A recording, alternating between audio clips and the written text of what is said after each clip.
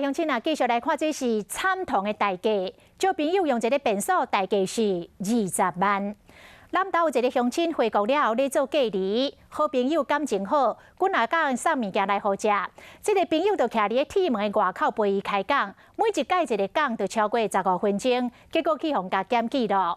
南投卫生局调这个监视器，结果发现这个朋友毋但徛伫遐开讲尔，阁捌因为绕境甲借便所。 这违反着防疫的规定了，所以甲南投这个乡亲罚款20万。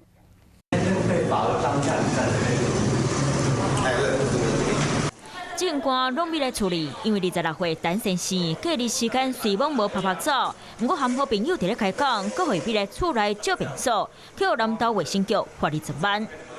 他有进来借厕所，他进来厕所先上去。